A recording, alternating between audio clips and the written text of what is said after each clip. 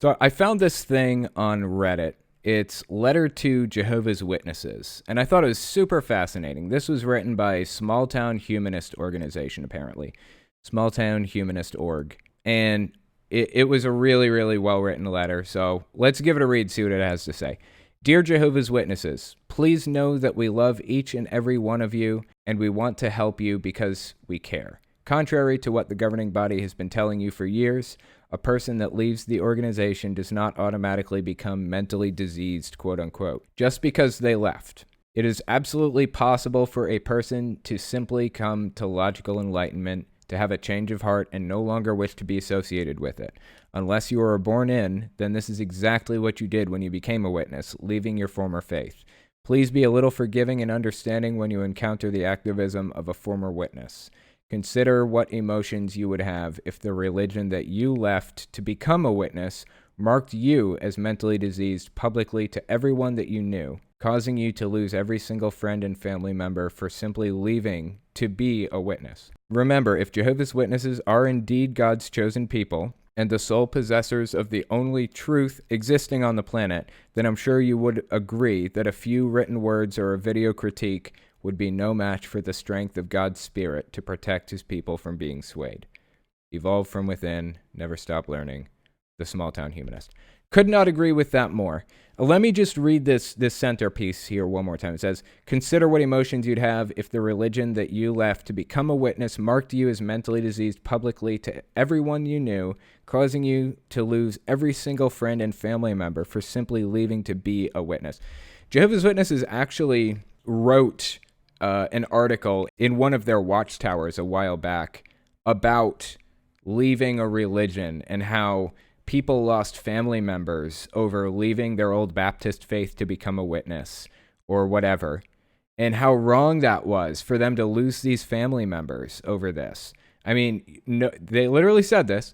No one should be forced to choose between family and religion.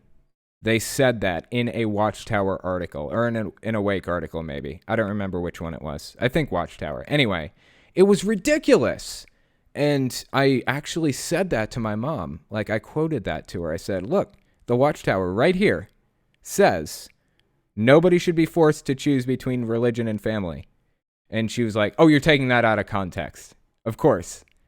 She said, it was talking about people who leave Baptists or Methodists or Catholics to become Jehovah's Witnesses, not people who leave Jehovah's Witnesses to become, well, obviously that's what it was saying. Are you not seeing the issue here? Are you not connecting the dots? Do you not see like the ridiculousness of what you're saying right now?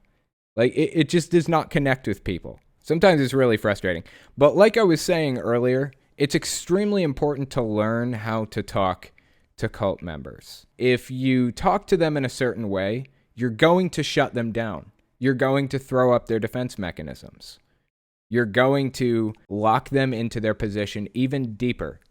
You have to know what to say and how to say it, most importantly, to prevent their defense mechanisms from going up, to prevent that wall, that guard from going up. I've done a couple of videos on it, how to deprogram a religious extremist, parts 1 and 2, I believe. But my main method really is street epistemology. It's so important. The whole key behind it is preventing them from shutting down and preventing the backfire effect is what it is. The backfire effect is what happens when you basically you're yelling at somebody about something that's true. For example, Jehovah's Witnesses or ex-Jehovah's Witnesses will walk into a kingdom hall and they'll start screaming about child abuse and just all of this other stuff and the Australian Royal Commission and everything.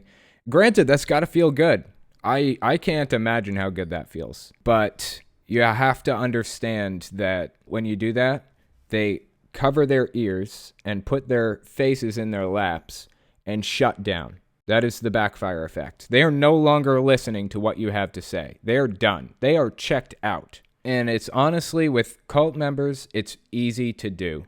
It's easy to make them check out with the things that you say.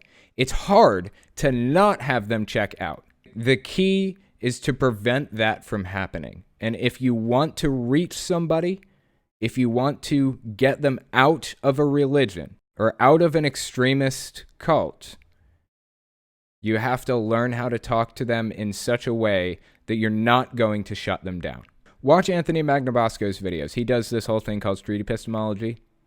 And it's this method of approaching conversations, this method of approaching people, of cult members or even religious people, that is extremely non-confrontational and will prevent them from shutting down. Sometimes they do anyways, but it'll put that seed in there.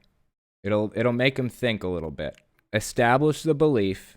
Ask them what they believe. Because you want to make sure you're all on the same page. Somebody can say, I'm a Jehovah's Witness, and that doesn't necessarily mean that they are against blood transfusions or that they are accepting of the child abuse situation with the governing body and everything. They can say they're a Mormon. That doesn't necessarily mean that they believe that Joseph Smith was a prophet. Not everybody, not literally 100% of people in those denominations believe those things. There are some people who are on the outskirts or maybe even on their way out. You have to establish the foundation. What do they believe? How do they personally feel? Not what the religion believes. What do they think? So you start out with the what. You ask them why they believe it. Figure out what methodology they used. And then you ask them how we can verify that that is correct or that that is a good way of coming to that conclusion. So it's what, why, and how. Those are the three keys to the system. So anyway, like I said, Anthony Magnabosco, I have a couple of videos on it too, so give those a watch. If you like what I do and you want to make sure I can continue to do it, you can support me in a few ways. First, you can support me on Patreon. That's probably the best way. But if you want to get something back for your support, you can check out my Teespring. I'm trying to make a shirt design for every cult I've covered. I haven't gotten every one, but I'm working on it. So check it out and see if your cult is up there. Second, you can support me by checking out my game shop. I sell controller, cartridge, and game box stands for every system from the original Nintendo and Sega Game Gear to the Xbox One and Nintendo Switch. So give that a look too. And finally, if you want to support me in some way other than monetarily, you can check out my other YouTube channels. I have a retro game channel where I answer questions like, why does Shy Guy have a mask? And why are CRT TVs the best way to play retro games? I also have the podcast where I talk about stuff I don't feel I can say on a monetized channel. And finally, I have my main channel where I talk about cults. I wish I didn't have to worry about dancing around subjects carefully in the first place, but I chose to do this as a full-time job. So unfortunately, I rely on YouTube's AdSense and on the support of patrons to continue doing the work I do. Anyways, check me out in all those places if you haven't already. Thanks for listening, guys.